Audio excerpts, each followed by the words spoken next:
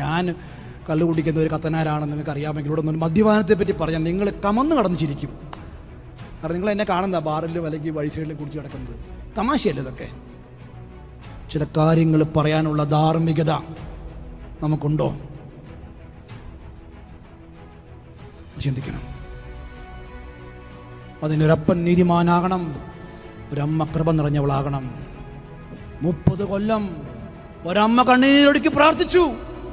അങ്ങനെ ഒരു സെന്റ് അഗസ്റ്റിനായിട്ട് മാറിയത്. അമ്മയുടെ പ്രാർത്ഥനയ്ക്ക് വിലയുണ്ടോ?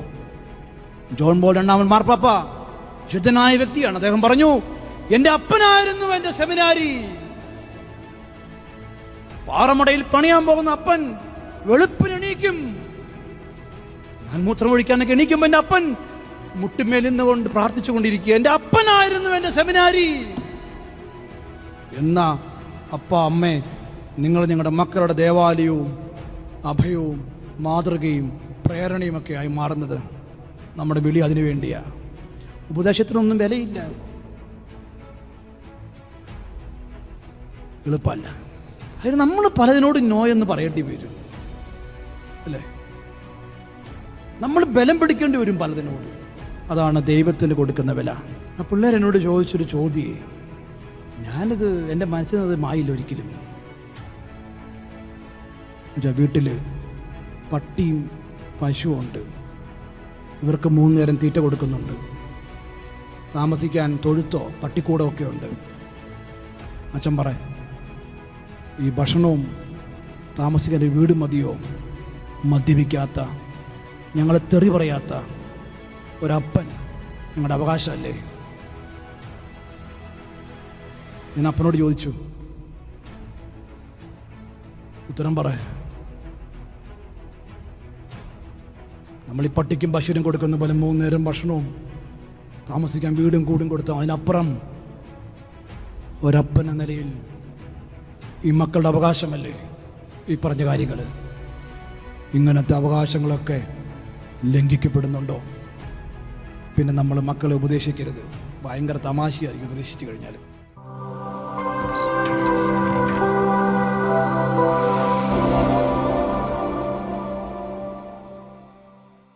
മത്തായിയുടെ സുവിശേഷം അധ്യായം 11 12-ാമത്തെ വാക്യം നമ്മളിന്ന് കേൾക്കുകയാണ്. അധ്യായം 11-12. സ്നാപയോഹന്നാൻ്റെ നാളുകൾ മുതൽ ഇന്നുവരെ സ്വർഗരാജ്യം ബലപ്രയോഗത്തിന് വിഷയമായിരിക്കുന്നു. ബലവാന്മാർ അത് പിടിച്ചെടുക്കുന്നു. മിശിഹായിലെ സ്നേഹമുള്ളവരെ, ആരാണ് യഥാർത്ഥത്തിലൊരു ആത്മീയ മനുഷ്യൻ എന്നതിനെപ്പറ്റിയാണ് നമ്മൾ ചിന്തിച്ചുകൊണ്ടിരിക്കുന്നതൊക്കെ. അതിന് തുടർച്ചയെന്നോണം നമ്മളിന്നും ഈ വചനത്തിൻ്റെ വെളിച്ചത്തിൽ ധ്യാനിക്കുകയാണ്.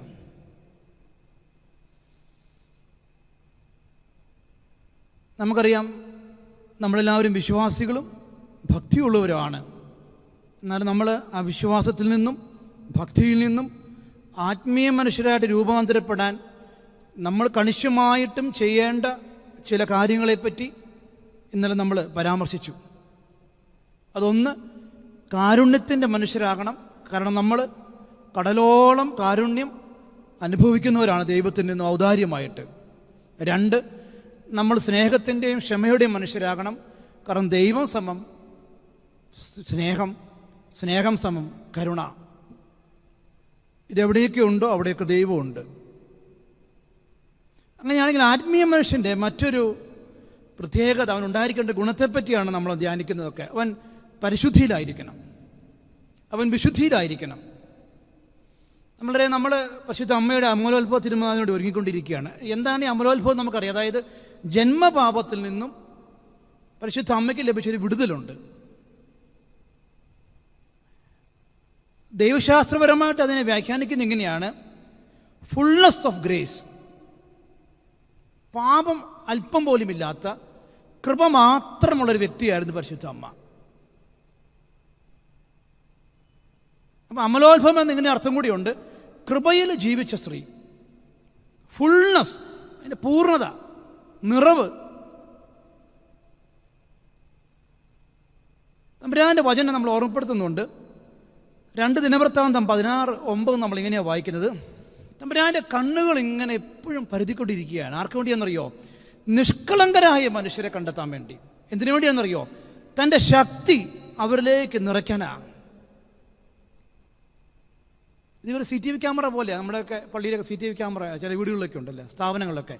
അവിടെ വരുന്നു പോകുന്ന എല്ലാവരും എപ്പോഴും ഇത് വാച്ച് ചെയ്തുകൊണ്ടിരിക്കുകയാണ്. ഇതുപോലെയാണ് തമ്പുരാൻ്റെ കണ്ണുകൾ ഈ ഭൂമിയിലേക്ക് എപ്പോഴും തിരഞ്ഞുകൊണ്ടിരിക്കുകയാണ്. ആരാണ് എനിക്ക് വില തരുന്നത്? ആരാണ് വിശുദ്ധിയിൽ ജീവിക്കുന്നത്? ആരാണ് കൃപയിലായിരിക്കുന്നത്? അവരിലേക്ക് അവൻ്റെ ശക്തി ഒഴുകും. അങ്ങനെ ഒരു സ്ത്രീയായിരുന്നു പരിശുദ്ധ അമ്മ. ഞാൻ ഇതിന് മുമ്പത്തെ പ്രാവശ്യം നസ്രത്തിനെ പറ്റിയൊക്കെ പറഞ്ഞ് നിങ്ങൾ ഓർക്കുന്നുണ്ടാവും. നസ്രത്ത് പാപം നിറഞ്ഞൊരിടമായിരുന്നു. അതുകൊണ്ടാണ് അവിടുന്ന് എന്തെങ്കിലും നന്മ വരുമോ എന്നൊരു പരാമർശമൊക്കെ ബൈബിളിലുണ്ട്. എന്നാൽ ആ പാപ സാഹചര്യത്തിലും ഈ അമ്മ കൃപയിൽ ജീവിച്ചു. അപ്പോൾ തമ്പുരാൻ്റെ കണ്ണുകൾ അവിടെ മേൽ പതിഞ്ഞു. നിഷ്കളങ്കയായി കൃപയിൽ ജീവിക്കുന്ന ഒരു സ്ത്രീയെ ദൈവം കണ്ടെത്തി. അതിനെ അവളെ തിരഞ്ഞെടുക്കുകയാണ്. നമ്മളെപ്പോഴും ചിന്തിക്കേണ്ട ഇതാണ്, നമ്മൾ വിശുദ്ധിയിലാണ്. 1 പത്രോസ് 1-ാം അധ്യായം 15-ാമത്തെ വാക്യം ഈശോയുടെ ഒരു ആഹ്വാനവും ഒരു കൽപ്പനയുമാണ്. ഞാൻ പരിശുദ്ധനായിരിക്കുന്നത് പോലെ നിങ്ങളും പരിശുദ്ധരായിരിക്കണം. അവിടെ വേറൊന്നും പറയുന്നില്ല. എനിക്ക് സൗന്ദര്യമുള്ളതുപോലെ നിങ്ങൾക്ക് സൗന്ദര്യം ഉണ്ടാകണം, അങ്ങനെ പരാമർശമില്ല. ഞാൻ ശക്തനായിരിക്കുന്ന പോലെ നിങ്ങളും ശക്തരായിരിക്കണം, അങ്ങനെ ഒന്നും പറഞ്ഞിട്ടില്ല. ഞാൻ സമ്പന്നനായിരിക്കുന്ന പോലെ നിങ്ങളും സമ്പന്ന, ഇതൊന്നും ദൈവത്തെ അറിയാനുള്ള മാനദണ്ഡങ്ങളല്ലല്ലോ. പക്ഷെ ഞാൻ പരിശുദ്ധനായിരിക്കുന്നത് പോലെ നിങ്ങളും പരിശുദ്ധരായിരിക്കണം. അത് മാത്രമേ നിബന്ധന.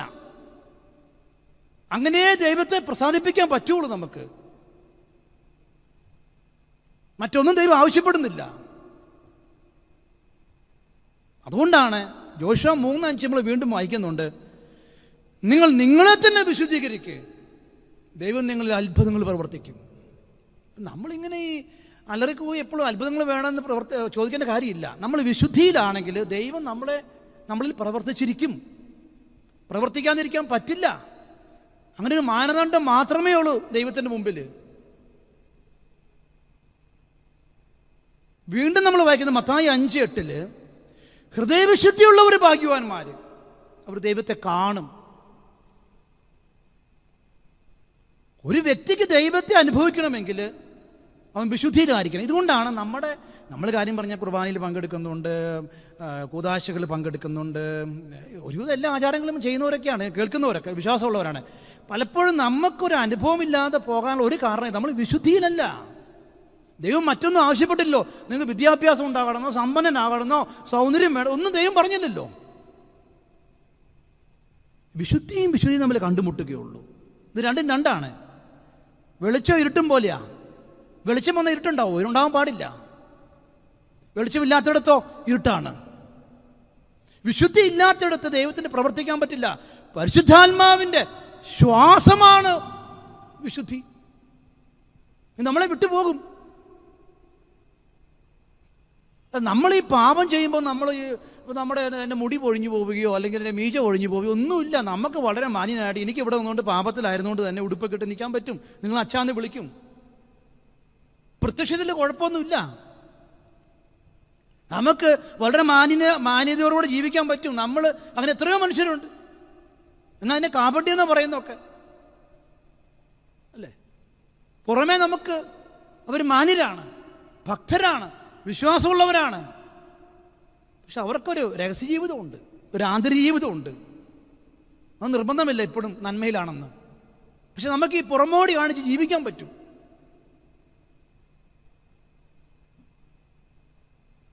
പക്ഷെ ദൈവം അകത്ത് പ്രവർത്തിക്കില്ല. ദൈവം പ്രവർത്തിക്കണമെങ്കിൽ നമ്മൾ വിശുദ്ധിയിലായിരിക്കണം. അപ്പം നമ്മൾ പാപം ചെയ്യുമ്പോൾ ബാഹ്യമായ ഒന്നും നമുക്ക് നഷ്ടപ്പെട്ടു പോകില്ല പെട്ടെന്നൊന്നും. അപ്പം അതിൽ ഈ ദാനിയേലിന് ലോട്ട് വീണു ഭക്ഷണം കഴിക്കാൻ. അത് വർഷത്തിലൊരിക്കലേ അങ്ങനത്തെ ഒരു വിരുന്നുള്ളൂ. VIP മാത്രമേ ഉള്ളൂ. വളരെ സുഭിക്ഷമായ ഭക്ഷണമാണ്. അപ്പോൾ ദാനിയേലിന് ഒരു ചാൻസ് കിട്ടി, ഒരു അവസരം കിട്ടി. ദാനിയേൽ കൊട്ടാരത്തിനകത്ത് പ്രവേശിക്കുന്നു. അടിമകൾ പുറത്താണ്, പക്ഷേ ഇദ്ദേഹം അകത്ത് പ്രവേശിച്ചു. അങ്ങനെ വിഭവസമൃദ്ധമായ ഭക്ഷണമാണ്. എല്ലാവരും തിന്നു കുടിച്ച് ആർമാദിക്കുകയാണ്. വല്ലപ്പോഴും കിട്ടുന്നൊരു അവസരമാണ്. ഇങ്ങനെ ദാനിയേലിൻ്റെ അവസരമാണ് ഭക്ഷണം കഴിക്കാനൊക്കെ. ദാനിയേൽ നോക്കിയപ്പോഴേ ഈ ഭക്ഷണമൊക്കെ വിളമ്പുന്നത് ദേവാലയത്തിൽ പരിശുദ്ധമായ കർമ്മങ്ങൾക്ക് ഉപയോഗിക്കുന്ന പാത്രങ്ങളിലാണ് ഈ വിഭവങ്ങളൊക്കെ വിളമ്പിക്കൊടുക്കുന്നത്. ദാനിയേൽ പറഞ്ഞു, ഞാനിത് ഭക്ഷിക്കില്ല. ഇത് പരിശുദ്ധമായ ദൈവത്തിൻ്റെ ആരാധനയ്ക്ക് വേണ്ടി ഉപയോഗിക്കുന്ന പാത്രങ്ങളാ, ഞാൻ കഴിക്കില്ല. കൂട്ടുകാർ പറഞ്ഞേ, ഇവിടെ ദാനിയേലെ താനാണോ മോഷ്ടിച്ചത്? താൻ പ്ലേറ്റ് തിന്നുന്നില്ലല്ലോ, താൻ ഭക്ഷണമല്ല കഴിക്കുന്നേ. ഇവിടെ വല്ലപ്പോഴും ഒരു അവസരം കിട്ടുന്നതാ, വെറുതെ കിട്ടുന്ന ഭക്ഷണം കഴിച്ചിട്ട് പോകാൻ നോക്ക്. കൂട്ടുകാരൊക്കെ നിർബന്ധിച്ചു കേട്ടോ. ദാനിയേൽ നിൽപ്പ് കണ്ടോ? നമ്മൾ ചിന്തിക്കണം ഇതൊക്കെ. മോശം തുടങ്ങി. ഇനിയിപ്പോൾ ആര് കാണാനാണ്? ഇവിടെ ഈ ലേബർ ക്യാമ്പിൽ താമസിക്കുന്ന മനുഷ്യനാണ് എന്ന് പറഞ്ഞാൽ ഡോർമെട്രിയൊക്കെ പോലെ ഒത്തിരി പേരിങ്ങനെ അല്ലേ, വലിയ മുറിക്കകത്ത്, അതായത് സ്വന്തമായിട്ട് ഫ്ലാറ്റോ മുറിയൊന്നുമില്ല. പല രാജ്യക്കാരുണ്ട്, ചെറുപ്പക്കാർ കുറേ പേരുണ്ട്. അവരിങ്ങനെ ഒരു വലിയ ഹോളിൽ, ലേബർ ക്യാമ്പ് എന്നതിനെ പറയുന്ന അവിടെയൊക്കെ ഇപ്പോൾ രാത്രിയിൽ വലിയ TV-യിൽ ഇങ്ങനെ ഈ സ്ക്രീനൊക്കെ വെച്ച് സിനിമ ഇടുന്ന സിനിമയൊക്കെ അല്പം മോശപ്പെട്ട സിനിമകളാണ്. ബ്ലൂ ഫിലിംസോ അങ്ങനത്തെ മോശപ്പെട്ട പടമൊക്കെ ഇടുന്നതൊക്കെ. ഇദ്ദേഹത്തിനൊരു കൃപയുള്ള മനുഷ്യനാണ്. ഇദ്ദേഹം എന്നോട് പറയുവാണ്, എനിക്കിത് കാണാൻ പ്രലോഭനമൊക്കെ ഉണ്ട്, ഞാനിത് കാണാതിരിക്കാൻ വേണ്ടി ഒരു തോർത്ത് കൊണ്ട് എൻ്റെ കണ്ണും ചെവിയും കൂടെ വലിച്ച് കെട്ടും. എന്നിട്ട് ഞാൻ ഈ പുതപ്പ് കൊണ്ട് മൂടി ഞാൻ കടന്നുറങ്ങുക ഈ ചൂടത്ത്. എനിക്ക് അവിടെ നിന്ന് മാറണം, ഞാൻ അവിടെ കിടന്നാൽ നശിച്ചു പോകും. കണ്ണിലൂടെ ഒരു തിന്മ പ്രവേശിക്കാതിരിക്കാൻ തോർത്തുകൊണ്ട് കണ്ണ് മൂടിക്കെട്ടി കൊടും ചൂടില് പുതപ്പ് മൂടിക്കടന്നുറങ്ങുക, ആരും കാണാതെ. ഇങ്ങനെയുള്ള മനുഷ്യരൊക്കെ ഈ ഭൂമിയിലുണ്ട്. അവിടെയാ ഞാനും നിങ്ങളും പറയുന്നത്, ഇങ്ങനെ ഞൊട്ടുമ്പോളെ പരിശുദ്ധാരൂപി കൊണ്ട് പോരുന്നു, ഇങ്ങനെ തലയെ കൈവെക്കുമ്പോളെ ഇങ്ങനെ ഇറങ്ങി വരുമെന്ന്. No no no no no, നമ്മൾ വില കൊടുക്കണം, ബലം പിടിക്കണം, പലതിനോടും വേണ്ട വേണ്ട എന്ന് പറയണം. നമ്മൾ ജീവനൊന്നും കൊടുക്കണ്ട. ദൈവം നമുക്ക് നൽകിയത് ജീവന്റെ വിലയാ, മരിക്കൊന്നും വേണ്ട. പക്ഷെ ഇങ്ങനെ ചില കാര്യങ്ങളോടെ നമ്മൾ നോ പറയില്ല. പക്ഷെ നമുക്ക് ഭക്തിയുണ്ട് കേട്ടോ, നമുക്ക് വിശ്വാസമുണ്ട്. എപ്പോഴൊരു ചോയ്സ് വരും ജീവിതത്തിൽ, ഒരു തിരഞ്ഞെടുപ്പ്. ദൈവത്തെ വേണോ ലോകത്തിന്റെ വഴിയെ പോകണോ? എപ്പോഴും ഉണ്ട് ഈ തിരഞ്ഞെടുപ്പ്. അസീസിയിലെ ഫ്രാൻസിസ് പറയും, ഒരു വശത്ത് തന്നെ ക്രൂശിതനും മറുവശത്ത് ഈ ലോകവും എന്നെ വലിച്ചുകൊണ്ടിരിക്കുക. ഈ ലോകത്തിന്റെ പ്രലോഭനങ്ങൾ ഒരു വശത്ത്, മറുവശത്ത് ക്രൂശിതൻ. ഈ ഒരു ടഗ് ഓഫ് വാർ, വടംവലി എപ്പോഴും ഉണ്ട് ജീവിതത്തിൽ. നമ്മളെങ്ങോട്ടാ ചാഞ്ഞു കൊടുക്കുന്നേ? അങ്ങോട്ടല്ലേ വീഴുള്ളൂ. ഈ ഒരു തിരഞ്ഞെടുപ്പ് എപ്പോഴും ഉണ്ട്. പിന്നെ ഒരു കാര്യമുണ്ട്, നമ്മൾ ഈ ദൈവത്തിന് വേണ്ടി തിരഞ്ഞെടുക്കുമ്പോൾ, ആ ഭാഗത്ത് നിൽക്കാൻ തീരുമാനമെടുക്കുമ്പോൾ നമുക്ക് പെട്ടെന്ന് നഷ്ടമായിരിക്കും വരുന്നത്, ലാഭം വരില്ല. എന്നാൽ പിശാചിൻ്റെ വശം ചേരുവാണെങ്കിൽ പെട്ടെന്ന് ലാഭം ഉണ്ടാവും, സുഖം ഉണ്ടാവും, നേട്ടം ഉണ്ടാവും. അതുകൊണ്ടാണല്ലോ എപ്പോഴും അങ്ങോട്ട് പ്രലോഭനം. ഇതെന്ന് പറഞ്ഞാൽ ഈ സമയം എടുക്കും, ചിലപ്പം കാത്തിരിക്കേണ്ടി വരും. മറ്റേതങ്ങനെയല്ല, പെട്ടെന്ന് ലാഭം കിട്ടും. ഇതുകൊണ്ടാണ് ഈ മനുഷ്യന് പിശാചിനോട് കൂടുന്നത്. കാരണം ചില കള്ളത്തരം കാണിച്ചാൽ പെട്ടെന്ന് ലാഭം കിട്ടും അല്ലേ? ചില സുഖങ്ങൾ പാപം ചെയ്താൽ പെട്ടെന്ന് കിട്ടും. പക്ഷെ ഈ തമ്പുരാൻ്റെ കൂടെ പോയാലേ പെട്ടെന്ന് അങ്ങനെ കിട്ടില്ല, ചില സമയം എടുക്കും. പക്ഷെ ഒന്നറിഞ്ഞോളം, നിങ്ങൾ ഒന്ന് ചതിയാ, മറ്റേത് രക്ഷപ്പെടുത്താൻ വേണ്ടിയാ. ഒന്ന് താൽക്കാലികമാ, മറ്റത് അനശ്വരമാ. ഈ തിരഞ്ഞെടുപ്പാണ് നടത്തുന്നത് എപ്പോഴും ജീവിതത്തിൽ. പിശാചിന്റെ പക്ഷം ചേരുന്നവരാ ഭൂരിഭാഗം മനുഷ്യരും. തോന്നും അങ്ങനെയൊക്കെ ചിലപ്പോൾ. കാരണം അവിടെ പെട്ടെന്ന് നേട്ടങ്ങളിൽ ലാഭം ഉണ്ടാവും, നമുക്ക് സുഖം ഉണ്ടാവും. നമുക്ക് ഈ പ്രലോഭനം എപ്പോഴും ഉണ്ട് നമ്മുടെ മുമ്പിൽ. നമ്മൾ ആർക്കാ വേണ്ടിയാ, നമ്മൾ ആരോടെ നിൽക്കാനാ തിരഞ്ഞെടുപ്പ് നടത്തുന്നത്? 10 നാണയങ്ങളുടെ ഉപമയൊക്കെ നമ്മൾ വായിക്കുന്നുണ്ട്. ലൂക്കായുടെ സുവിശേഷം 15-ാം അധ്യായത്തിൽ അല്ലേ 3 ഉപമകളെ വായിക്കുന്നതൊക്കെ. അതിന് സഭാ പിതാക്കന്മാർ കൊടുത്തൊരു വ്യാഖ്യാനം ഇങ്ങനെയാണ്. അതായത് 10 നാണയങ്ങൾ, അതിൽ 1 നാണയം നഷ്ടപ്പെട്ടു പോയി. ഈ സ്ത്രീ എന്തിനാ ഈ കടന്ന് ഇത്രമാത്രം കടന്ന് ഒച്ചയും പകലും ഇടുന്നു? ബാക്കി 9 എണ്ണം ഇല്ല. 9 എണ്ണം പോയില്ലല്ലോ, 1 എണ്ണല്ലേ പോയുള്ളൂ. എന്നാൽ ഈ സ്ത്രീ ഈ 1 എണ്ണം കിട്ടാൻ വേണ്ടി അടിച്ചു വാരലും വിളക്ക് കത്തിക്കലും പിന്നെ സദ്യ നടത്തലൊക്കെ ഒരു ആഘോഷം കിട്ടിക്കഴിഞ്ഞപ്പോൾ എന്താ ഈ 1 എണ്ണത്തിന് പ്രത്യേകത? അതായത് സഭാപിതാക്കന്മാർ പറയുന്ന ഇതാണ്. അതായത് ഈ നഷ്ടപ്പെട്ടു പോയ നാണയമാണ് കീക്കോയിൻ. അതായത് യഹൂദ പാരമ്പര്യത്തിൽ ഇപ്പോൾ ഒരു ഭാണ്ഡത്തിൽ 10 നാണയം ഉണ്ടെങ്കിൽ 1 നാണയം കീക്കോയിൻ ആയിരിക്കും. അത് പോയാൽ 9-നും വിലയില്ല. ഈ 9-ന്റെ വില ഈ കീക്കോയിനുമായിട്ട് ബന്ധപ്പെട്ട് 100 നാണയം ഉണ്ടെങ്കിൽ 1 നാണയം കീക്കോയിൻ ആയിരിക്കും. 99-ന് വില ഉണ്ടാകുന്നത് ഈ 1 കോയിൻ കീക്കോയിൻ ഉള്ളപ്പോഴാണ്. ഇവിടെ നഷ്ടപ്പെട്ടു പോയത് കീക്കോയിനാ, പിന്നെ 9-ന് വിലയില്ല. ആത്മീയ ജീവിതത്തിലെ കീക്കോയിനാ വിശുദ്ധി.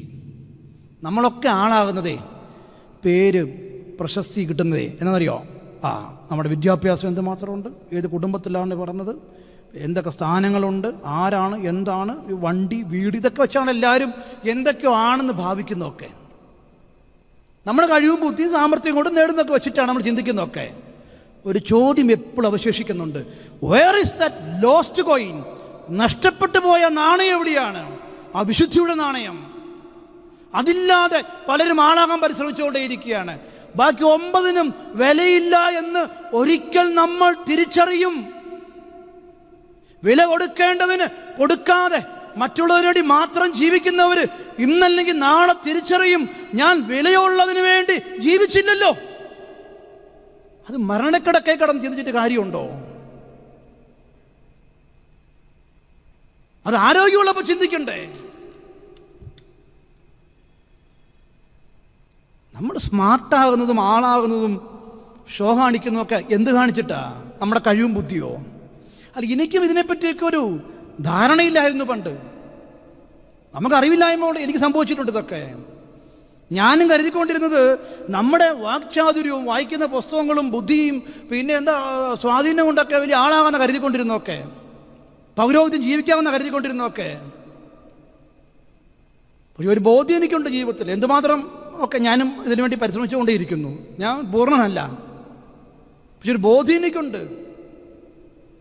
നിന്റെ ശക്തി, നിന്റെ കഴിവോ ബുദ്ധിയോ സാമർഥ്യമോ ഒന്നുമല്ല. നീ എന്തുമാത്രം വില ഈ വിശുദ്ധിക്ക് കൊടുക്കുന്നുണ്ട്, ദൈവത്തിന് കൊടുക്കുന്നുണ്ട്. നമ്മൾ ഒരിക്കൽ പരിതപിക്കേണ്ടി വരും. ഞാൻ ഓടുന്ന ഓട്ടമൊക്കെ ആർക്ക് വേണ്ടിയാ? എന്തിനു വേണ്ടിയാ? കള്ളന്മാർ മോഷ്ടിക്കുന്നതും ചിതലരിക്കുന്നതും മക്കളായിട്ട് നശിപ്പിച്ചു കളയുന്നതുമായ കുറെ മണ്ണിനും സ്വത്തിനും വേണ്ടി മാത്രമാണോ? അതിനപ്പുറം എന്തെങ്കിലും സമ്പാദ്യമെന്നോ എനിക്കുണ്ടോ?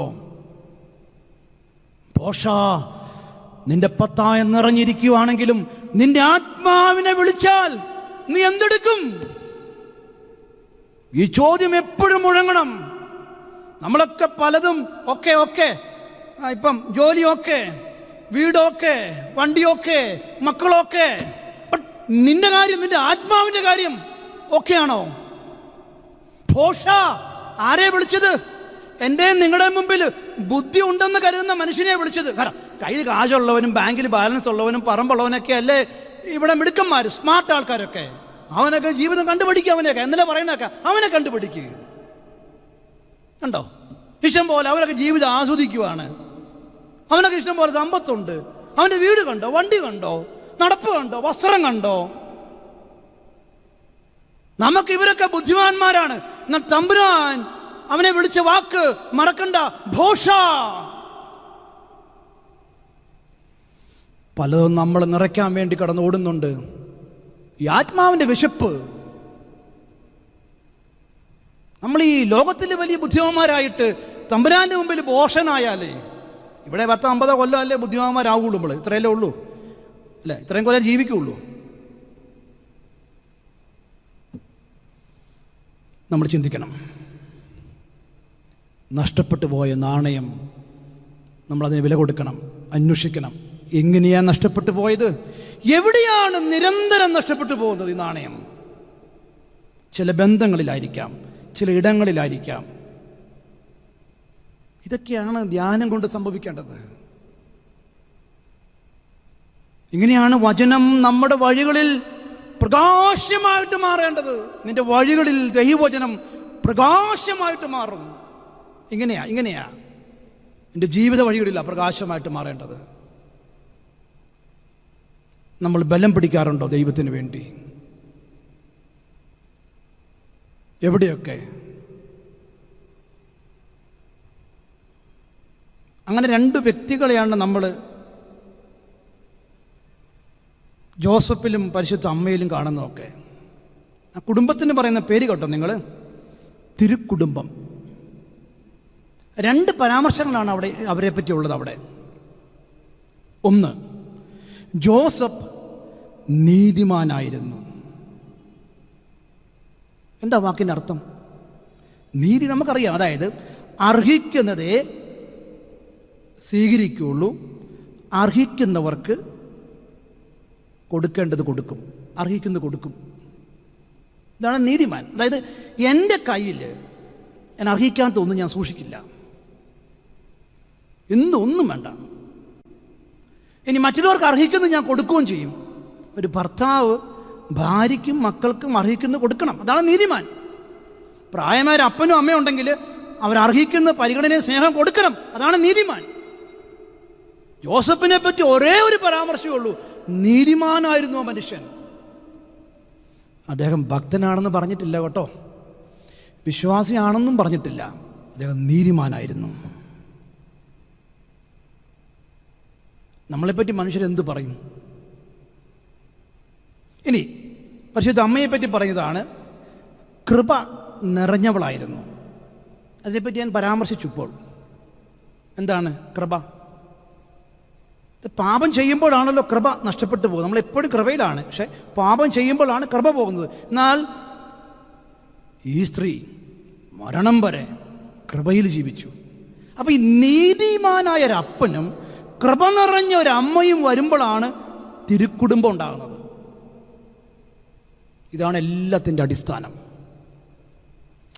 ഞാൻ നിങ്ങളൊക്കെ എപ്പോഴും പറയുന്ന പരാതികളുണ്ട്, നമുക്ക് വിശുദ്ധിയുള്ള അച്ഛന്മാരില്ല, അഭിഷേകമുള്ള അച്ഛന്മാരില്ല, അല്ലെങ്കിൽ നല്ല മൂല്യബോധമുള്ള രാഷ്ട്രീയക്കാരില്ല, ഇവിടെ പിന്നെ എന്താ പറയുന്നത് കൈക്കൂലി വാങ്ങിക്കുന്ന ഉദ്യോഗസ്ഥരാണ്.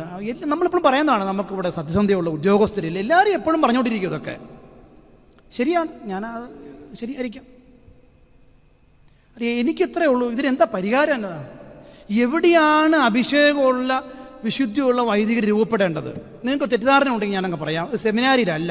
2 കാര്യങ്ങൾ ഞാൻ പറയും, നിങ്ങൾ അംഗീകരിക്കാൻ. 10 കൊല്ലമായിട്ട് ഞാൻ ഈ വർഷം വരെ ഞാൻ സെമിനാരിക്കകത്തായിരുന്നു, സെമിനാരി ഫോർമേഷനിലായിരുന്നു.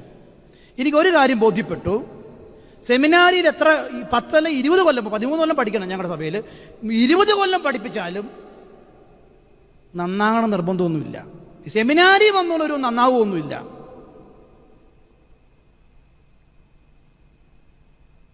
ശീമക്കൊന്ന നമ്മൾ കമ്പ് കൊണ്ട് നട്ട് കഴിഞ്ഞാൽ തേക്കും തടിയാവുമോ? അത് ശീമക്കൊന്ന തന്നെയാവില്ല.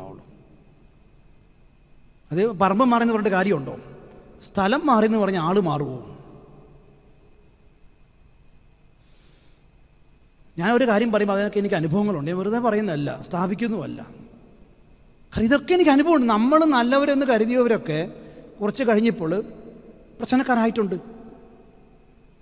എന്നാൽ നല്ല കുടുംബം എന്ന പിള്ളേരുണ്ട്, അവർ ചെറിയ കുസൃതിയൊക്കെ ഉണ്ടാവും, പക്ഷേ അവർ ഭാവിയിൽ നല്ല കൃപയുള്ള അച്ഛന്മാരാവും. കാരണം അവർക്ക് അവരുടെ വേര് നിൽക്കുന്നതേ അങ്ങനത്തെ കുടുംബത്തിലാണ്. രക്തത്തിലൂടെയാണ് ഈ വിശ്വാസം കിട്ടുന്നത്. വേദപാഠ ക്ലാസ്സിലല്ല, പ്രസംഗത്തിലും അല്ല കേട്ടോ. നമുക്ക് വിശ്വാസമൊന്നും വാട്സപ്പിൽ സെൻഡ് ചെയ്യാൻ പറ്റിയല്ല കേട്ടോ. വിശ്വാസമൊന്നും നമുക്ക് ഇങ്ങനെ പാഴ്സലായിട്ട് കൊടുക്കാനും പറ്റിയല്ല കേട്ടോ. ബാങ്കിൽ ഇടാനും പറ്റിയല്ല. അത് ആര് കൊടുക്കും? അതിനിങ്ങനെ കുടുംബം വേണം. ആ കുടുംബത്തിൽ പറഞ്ഞ കൊച്ചിനെ പറ്റി ഇങ്ങനൊരു പരാമർശമുണ്ട്. 2:52 ലൂക്കായുടെ സുവിശേഷം. അവൻ ജ്ഞാനത്തിലും പ്രായത്തിലും ദൈവത്തിൻ്റെയും മനുഷ്യരുടെയും പ്രീതിയിലും വളർന്നു. തിരുക്കുടുംബത്തിലെ പിള്ളേർ വളർന്ന് ഇങ്ങനെയൊക്കെ. അത് ഓരോ തലാണ്. ജ്ഞാനത്തിൽ അറിവ്, ബുദ്ധി എന്തു ആയിക്കൊള്ളട്ടെ, പിള്ളേർ വളരണം. പ്രായത്തിൽ ശരീരത്തിൻ്റെ വളർച്ച. ഇത് മാത്രം പോരാ. നമ്മുടെ മക്കളെപ്പറ്റി മനുഷ്യരെന്നാ പറയുന്നു? ദൈവം എന്തു പറയും? 30-ാമത്തെ വയസ്സിൽ തൻ്റെ പരസ്യജീവനം ആരംഭിക്കുന്നതിന് മുമ്പ് ജോർദാൻ നദിക്കരയിൽ ഈശോ യോഹന്നാനിന് മാമോദിസ സ്വീകരിക്കുക. അന്ന് വരെ ഈശോ പരസ്യജീവനം തുടങ്ങിയിട്ടില്ല. അതിന് ആരംഭമാണ്. ഒരു പക്ഷേ സ്വർഗത്തിൽ നിന്നൊരു ശബ്ദം കേൾക്കുകയാണ്, ഇവൻ എൻ്റെ പ്രിയപുത്രൻ, ഇവന് ഞാൻ സംപ്രീതനായിരിക്കുന്നു. ആ വാക്കുകൾ, ആ അംഗീകാരം, ആ ക്രെഡിറ്റ് മകനല്ല അമ്മയ്ക്കാണ്, പരിശുദ്ധ അമ്മയ്ക്ക്. 30 കൊല്ലം ഈ മകനെ ദൈവത്തിന് സംപ്രീതനായി വളർത്തിയത് ഒരമ്മയാ. മനസ്സിലായോ? കാരണം അവള് കൃപ നിറഞ്ഞവളായിരുന്നു. അവൻ്റെ അപ്പൻ നീതിമാനായിരുന്നു. നമ്മുടെ മക്കളെ പറ്റി ദൈവം എന്തു പറയും? നാട്ടുകാരെന്നാ പറയും? പ്രധാനപ്പെട്ടത് സെമിനാരിയിൽ ഞാൻ ആദ്യം ഒരു 3-4 വർഷം ഭരണങ്ങാനം, ഞങ്ങളുടെ ഈ പ്രദേശത്ത് സെമിനാരി ചേരുന്നത് ഭരണങ്ങാനത്തുള്ള ധ്യാനാന്തരത്തിൻ്റെ ഓപ്പോസിറ്റ് സെമിനാരി ഉണ്ട്, ചുരുക്കം പറഞ്ഞാൽ അറിയാം.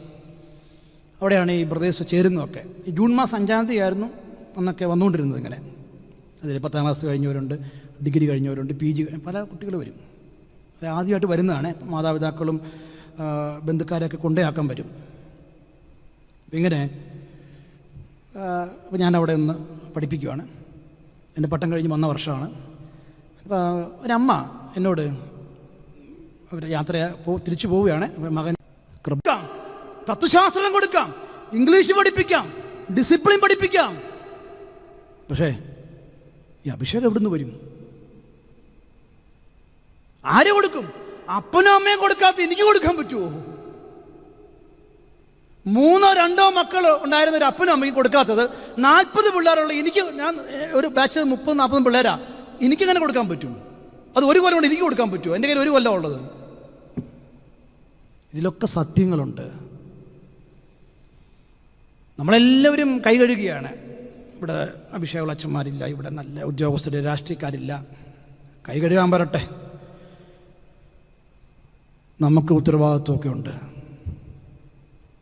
നല്ല കുടുംബങ്ങളിലാണ് നല്ല വൈദികരും ഉണ്ടാകുന്നതൊക്കെ. നല്ല കുടുംബങ്ങളിലാണ് മൂല്യമുള്ള ഉദ്യോഗസ്ഥരും രാഷ്ട്രീയക്കാരും ഒക്കെ ഉണ്ടാകുന്നതൊക്കെ. അതിനിങ്ങനെ ഒരു കുടുംബം വേണം. വീട് പോരാ, കുടുംബം പോരാ, ഒരു തിരുക്കുടുംബം വേണം.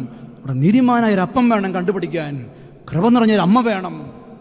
ആ ശിക്ഷണത്തിൽ കുഞ്ഞുങ്ങൾ ഇങ്ങനെ വളരും. ജ്ഞാനത്തിലും പ്രായത്തിലും മാത്രമല്ല, അവർ ദൈവത്തിൻ്റെയും മനുഷ്യരുടെയും പ്രീതിയിൽ വളരും. അങ്ങനെയൊക്കെയാണോ നമ്മുടെ മക്കൾ വളരുന്നത്? ഞാൻ ഈ കുറേ കരച്ചിൽ കേൾക്കുന്ന ആളാണ്.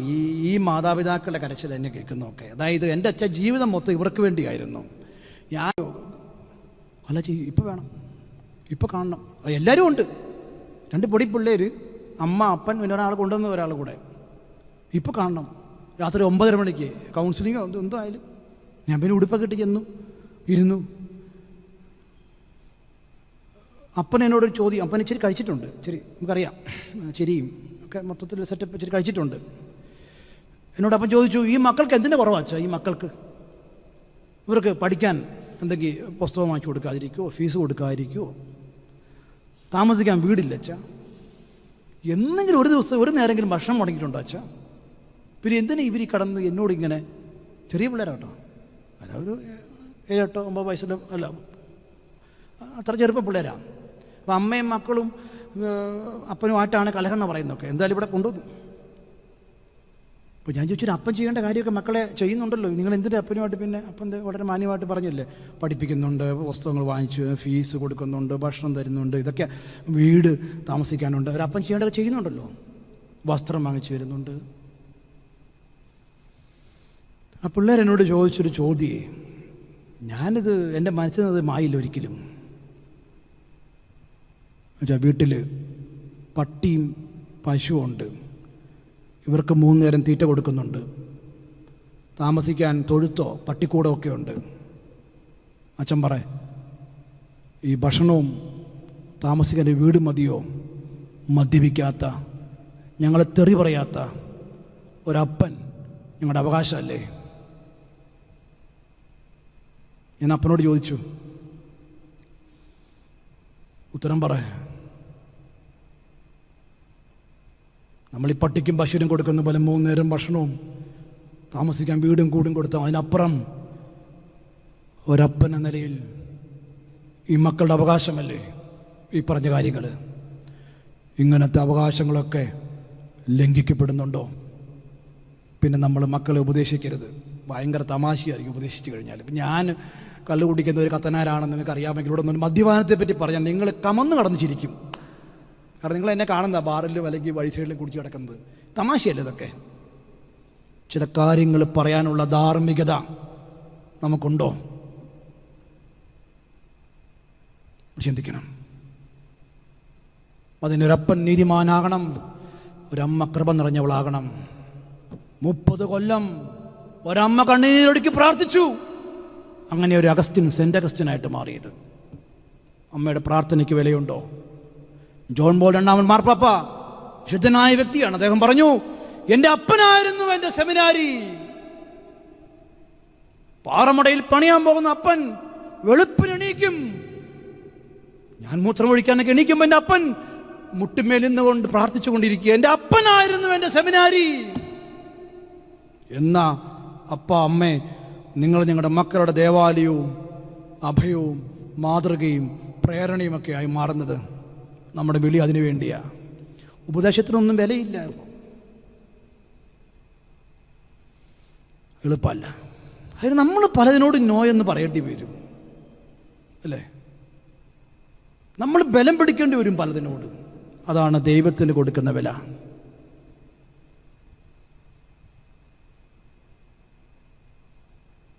ശരീരത്തിൻ്റെ ഒരു വിശുദ്ധിയെപ്പറ്റി മാത്രം ഞാൻ ഒന്ന് പരാമർശിച്ചിട്ട് അവസാനിപ്പിക്കുകയാണ് ഈ ഒരു സെഷൻ.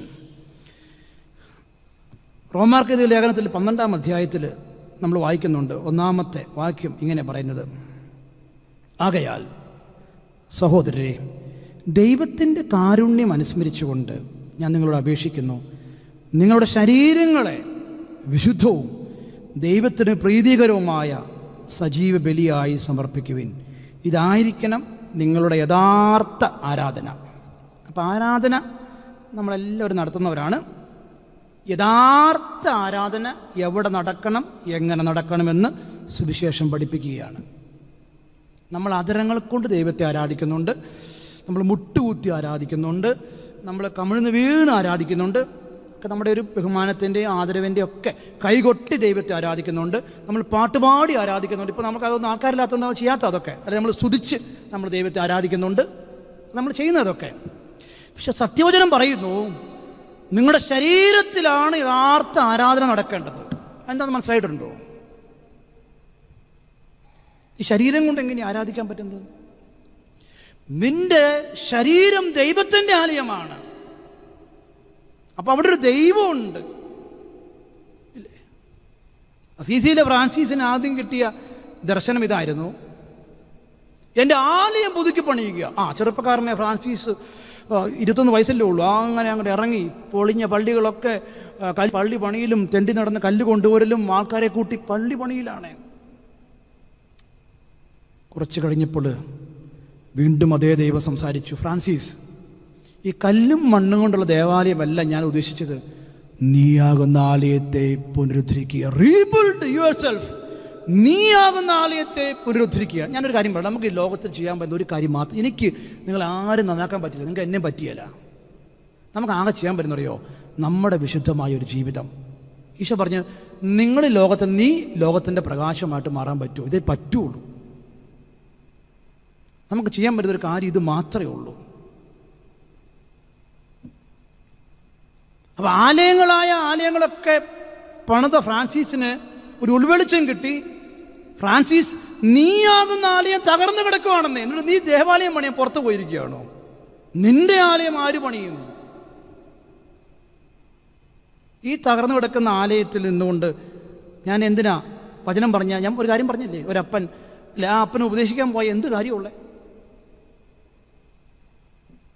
അപ്പം മക്കളെ വേണ്ടി അവരാവുന്ന ആലയം പണിതുകൊണ്ടിരിക്കുക. പക്ഷെ മക്കൾ പറയുന്നത് ഇത് പൊളിഞ്ഞ ദേവാലയമാണെന്ന് പറയുന്നതൊക്കെ. നിങ്ങൾ എന്നോട് ഇത് തന്നെ പറയും ഇല്ലേ ചിലപ്പോൾ. ഇത് ദൈവത്തിൻ്റെ ആലയമാണ്. ഇതിൻ്റെ പരിശുദ്ധി നമ്മൾ സൂക്ഷിക്കണം. ഈ മേഖലയിൽ ഇന്ന് വലിയ വീഴ്ചകൾ സംഭവിച്ചുകൊണ്ടേയിരിക്കുകയാണ്. കാരണം സാഹചര്യങ്ങളുണ്ട്, വഴികളുണ്ട്. ദൈവം പരദീസയിലെല്ലാം സൃഷ്ടിച്ചു. എന്നിട്ട് പറഞ്ഞു, ഇതെല്ലാം ഉപയോഗിക്കാൻ വേണ്ടിയാണ്. ഈ മരങ്ങൾ, ഈ ജീവജാലങ്ങളെ കൊന്നു തിന്നുകയോ ഫലങ്ങൾ പറിച്ചു കഴിക്കുകയോ എല്ലാം ചെയ്യാം. ഒരു മരത്തിൻ്റെ മാത്രമേ കഴിക്കരുതെന്ന് പറഞ്ഞുള്ളൂ, ബാക്കി എല്ലാം ആസ്വദിക്കാൻ വേണ്ടിയായിരുന്നു. എന്നിട്ട് ദൈവം ആദത്തോട് പറഞ്ഞു, ആദത്തെ അവൻ്റെ അസ്ഥിയിൽ നിന്ന് ഒരു സ്ത്രീയെ സൃഷ്ടിച്ചു. എന്നിട്ട് പറഞ്ഞു, ഈ സ്ത്രീയെ ബഹുമാനിക്കാനും ആദരിക്കാനും സ്നേഹിക്കാനും ഇതൊക്കെ ഉപയോഗിക്കാൻ. എന്നാൽ ഈ കാലഘട്ടത്തിൽ ക്ഷേത്രം പോലെ ദേവാലയം പോലെ കാണേണ്ട വ്യക്തികളെ വസ്തുക്കൾ, വാച്ച് ഉപയോഗിക്കാം, പിന്നെ വലിച്ചെറിയാം. ഈ ഉടുപ്പ് ഉപയോഗിക്കാനാ, വലിച്ചെറിയാം. ഇതുപോലെ ഉപയോഗിക്കപ്പെടുന്നുണ്ടോ വ്യക്തികൾ? അതിന് വിധേയപ്പെടുന്നവരും കാരണമാകുന്നവരും ഒക്കെ ചിന്തിക്കണം. ദൈവത്തിൻ്റെ ആലയമാണെന്നുള്ള ചിന്ത നമ്മൾ മറക്കരുത്. നീ സത്യദൈവത്തെ ആരാധിക്കേണ്ടത് മുട്ടുകുത്തിയോ നിന്നോ കൈകൊട്ടിയോ മാത്രമല്ല, നിന്റെ ശരീരത്തിൽ, നിന്റെ ദേവാലയത്തിൽ ആവുന്ന ശരീരത്തിൽ ഒരു ആരാധന നടക്കുന്നുണ്ടോ? ഇവിടെയൊക്കെയാണ് പ്രശ്നം. നമുക്കെങ്ങനെ തൊട്ടുമുത്താനും ഇതൊക്കെ നമുക്ക് പരിപാടികളൊക്കെ എളുപ്പമുണ്ടെന്ന്. ഇതൊന്നും എളുപ്പമല്ല, മനസ്സിലായോ? നന്നായിട്ട് ബലം പിടിക്കണം. അതുപോലെ പ്രലോഭനങ്ങളുണ്ട്.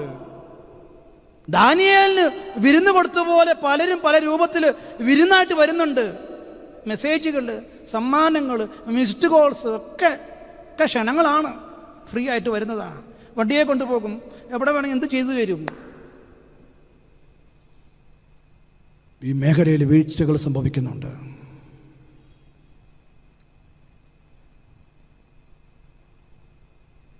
ഇത് കേൾക്കുന്ന കുഞ്ഞുങ്ങളും കൂടെ ഒരു കാര്യം മനസ്സിലാക്കണം, അല്ലെങ്കിൽ അത് പൂർത്തീകരിക്കപ്പെടില്ല. ഒരു 5 മിനിറ്റ് ഞാൻ ചിലപ്പം കൂടുതലെടുക്കും, അത് കുഴപ്പമില്ല, ഞാനത് നോക്കിക്കോളാം. നമ്മൾ സമയം അതിക്രമിക്കില്ല ഒരിക്കലും. അതായത് മാതാപിതാക്കളെ പറ്റി നമ്മൾ പറഞ്ഞു. മക്കളും ഒരു കാര്യം മനസ്സിലാക്കണം, ഇത് കേൾക്കുന്നവർ.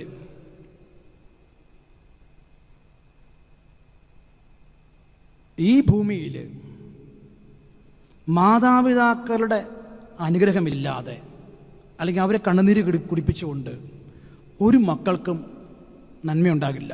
ഇത് ഞാൻ ശപിക്കുമല്ല, ഇതൊരു സത്യം. ഞാൻ അനുഭവിച്ച കാര്യമാണ്, വെളിപ്പെട്ട് കിട്ടിയ, അത് ഞാൻ കണ്ട കാര്യങ്ങൾ പറയുന്നതൊക്കെ.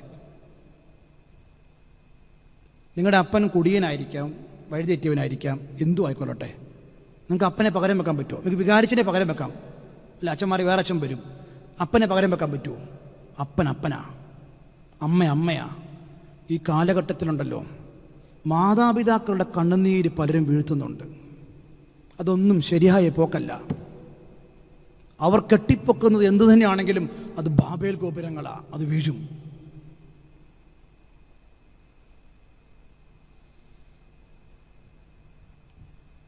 എൻ്റെ തലയിൽ മാർപ്പാപ്പ കൈവച്ച് പ്രാർത്ഥിച്ചിട്ടുണ്ട്. ഒരു പ്രത്യേക സാഹചര്യത്തിൽ ഞാൻ കുറച്ചാൾ പഠിക്കാൻ അങ്ങനെ അവസരം കിട്ടിയപ്പോൾ ഞാൻ പോയി അങ്ങനെ പ്രാർത്ഥിച്ചു, ഒരു ബ്ലെസ്സിങ് ഒക്കെ വാങ്ങിച്ചു. ഞാനീ പറയുന്നതിൻ്റെ വ്യക്തിപരമായ അഭിപ്രായമാണ്. നിങ്ങളത് എന്താ പറയുന്നത്, നിങ്ങളുടെ അഭിപ്രായം നിർബന്ധമൊന്നുമില്ല, എനിക്കത് പറയാമല്ലോ.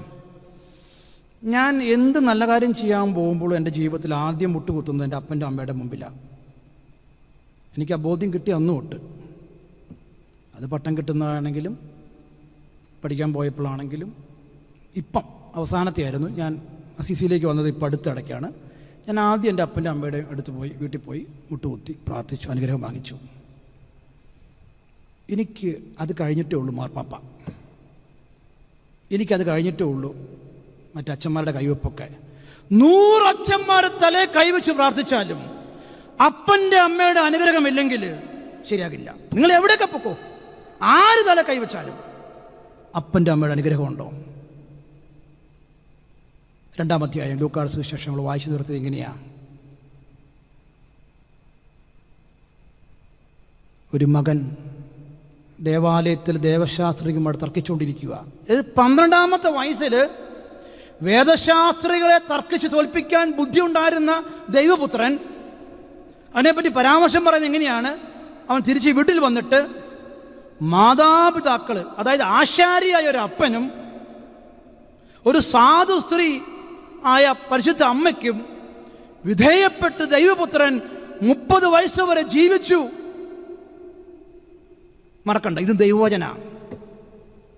അവൻ ദൈവപുത്രനായിരുന്നിട്ടും മനുഷ്യനായ, അല്ലേ, അവൻ്റെ ബുദ്ധിയോ വിവരം അവർക്കുണ്ടോ? ജ്ഞാനം അവർക്കുണ്ടോ? അവൻ ആരാണ്? 12-ാമത്തെ വയസ്സിൽ തോൽപ്പിച്ചവരാ വേദശാസ്ത്രികളെ. എന്നിട്ടും അവൻ ആശാരിയായ അപ്പനും ആ സാധു സ്ത്രീക്കും വിധേയപ്പെട്ട് ജീവിച്ചു. അതിൽ പുണ്യമുണ്ട്, അനുസരണത്തിൽ അഭിഷേകമുണ്ട്.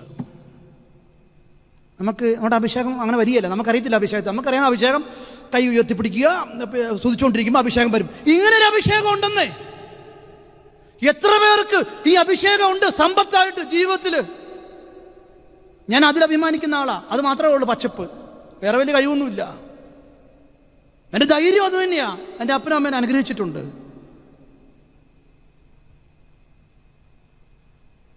ഓടി നടന്ന അനുഗ്രഹങ്ങൾ വാങ്ങിക്കുന്നതൊക്കെ, പക്ഷേ വളർത്തിയ മാതാപിതാക്കൾ അനുഗ്രഹമില്ല. സ്വന്തം കാലിൽ നിൽക്കാറാവുമ്പോഴേ അപ്പനും അമ്മേനെ വേണ്ട, പിന്നെ ദൈവത്തെയും വേണ്ട, വിശ്വാസവും ഇല്ല. ആരുടെയും കൂടെ പൊക്കോളും, ഒന്നും പ്രശ്നമല്ല. എല്ലാം വിപ്ലവകരമായ ചിന്തകളാണ്. എന്നാടോ വിപ്ലവമൊക്കെ ഉണ്ടായത്? ഒരു നോട്ടം അമ്മയുടെ പിഴച്ചെങ്കിൽ ഞാനിവിടെ നിൽക്കില്ല. ഇങ്ങനെ മനസ്സിലായോ? ഞാനിത് കാണുന്നുണ്ട്. ഇപ്പം ഓരോ കുഞ്ഞുങ്ങളെ അമ്മമാരെങ്ങനെയാണ് വളർത്തുന്നത്. ഒരു നോട്ടം പിഴച്ചാലേ ഈ വികലാംഗന, ഈ അന്ധനായി തീരും. അതുപോലെ കണ്ണിൽ എണ്ണ ഒഴിച്ച് വളർത്തിക്കൊണ്ട് വന്ന് സ്വന്തം കാലം നിൽക്കാറാവുമ്പോൾ ധിക്കാരം കാണിക്കുന്നത് മാതാപിതാക്കളോട്. എന്നിട്ട് കൃപയുണ്ടാകണം പോലും, അഭിഷേകം കിട്ടും പോലും. അതായത് ചുമ്മാ മിഥ്യാധാരണകളാ, മൂഢസ്വർഗത്തിലാ അങ്ങനെയുള്ളവരൊക്കെ ജീവിക്കുന്നത്. ഇത് സുവിശേഷം ഞാനീ പറയുന്നത്. ഇതാണ് പ്രായോഗിക ശാസ്ത്രം. ഇതല്ലേ ക്രിസ്തു പഠിപ്പിച്ച് അവൻ നടന്ന വഴി? ധിക്കാരത്തിന്റെ വഴിയാണോ? അനുസരണത്തിന്റെ വഴിയല്ലേ? വിധേയപ്പെടലിന്റെ വഴിയല്ലേ? ആര്? ദൈവപുത്രൻ. എന്നിട്ട് നമുക്ക് പറ്റാത്തത് മാതാപിതാ ഗുരു ദൈവം എന്നൊക്കെയാ സംസ്കാരം പോലും പഠിപ്പിക്കുന്നതൊക്കെ. അതുകൊണ്ട് അഭിഷേകം വേണ്ടവർ ആദ്യം വീട്ടിൽ നിന്ന് സ്വീകരിക്കുക, അപ്പൻ്റെ അമ്മയുടെയും കയ്യിൽ നിന്ന്. പിന്നെ ബാക്കിയുണ്ടെങ്കിൽ മിച്ചമുണ്ട്, സമയം ഉണ്ടെങ്കിൽ സ്വീകരിച്ചാൽ മതി അച്ഛന്മാരുടെയൊക്കെ. ഈ കാലഘട്ടത്തിൽ ഈ മേഖലയിലൊക്കെ വീഴ്ചകൾ പലരുടെയും തകർച്ചയ്ക്ക് കാരണം നമ്മൾ വീണ്ടും പഠിക്കുമ്പോഴും പ്രാർത്ഥിക്കുമ്പോൾ സംസാരിക്കുമ്പോഴൊക്കെ വെളിപ്പെട്ട് കിട്ടുന്ന സത്യം ഇതൊക്കെ തന്നെയാണ്. ഇതെൻ്റെ അനുഭവമല്ല, ഞാൻ പലരൊന്നും കേട്ട കാര്യങ്ങളിൽ പറയുന്നതൊക്കെ. എനിക്ക് ഈ ശാപത്തിലൊന്നും വലിയ വിശ്വാസമൊന്നുമില്ല. ദൈവം ശപിക്കുന്നൊക്കെ പറഞ്ഞാൽ അങ്ങനത്തെ ആളൊന്നുമല്ല. പക്ഷേ ഈ മാതാപിതാക്കളെ വേദനിപ്പിച്ചാലുണ്ടല്ലോ, അതൊരു പ്രകൃതി നിയമമാണേ. കാരണം അത് ഈ പ്രകൃതി സഹിക്കുമോ? കാരണം അതറിയണമെങ്കിലേ ഇവൻ 2 പിള്ളേരെ വളർത്തണം, അല്ലെങ്കിൽ ഇവിടെ സ്നേഹമുള്ളവരെ, വിശുദ്ധിക്ക് വില കൊടുത്താൽ ദൈവം നമ്മുടെ ജീവിതത്തിൽ പ്രവർത്തിക്കുമെന്ന് നമ്മൾ പറഞ്ഞു വരുന്നതൊക്കെ. ആത്മീയ മനുഷ്യന് വേണ്ട 3-ാമത്തെ ഗുണം അതാണ്. അവൻ ബലം പ്രയോഗിക്കും ജീവിതത്തിൽ, ദൈവത്തിന് വേണ്ടിയും ദൈവരാജ്യത്തിന് വേണ്ടിയും. നിർഭാഗ്യവശാൽ നമ്മുടെ ബലപ്രയോഗമൊക്കെ മനുഷ്യരോടും മറ്റ് പലതിനോടുമാണ്. നമ്മളോട് തന്നെ ബലം പിടിക്കേണ്ടത്. എന്തെല്ലാം മേഖല നമ്മുടെ ഉള്ളിലുണ്ട്. എൻ്റെ സ്വാർത്ഥത, എൻ്റെ അഹം, എൻ്റെ ഇഷ്ടങ്ങൾ, ഇതൊന്നുമല്ല. നമ്മുടെ ബലപ്രയോഗം മൊത്തം മനുഷ്യരുമായിട്ടും പുറത്ത് പല കാര്യങ്ങൾക്ക് വേണ്ടി ബലപ്രയോഗം മൊത്തം. എൻ്റെ ആരെങ്കിലും നന്നാകുന്നുണ്ടോ? ദൈവരാജ്യം ബലപ്രയോഗത്തിന് വിധേയപ്പെട്ടിരിക്കുന്നു. ബലവാന്മാർ മാത്രമേ സ്വന്തമാക്കിയുള്ളൂ. പിതാവിൻ്റെയും പുത്രൻ്റെയും പരിശുദ്ധാത്മാവിൻ്റെയും നാമത്തിൽ ആമേൻ.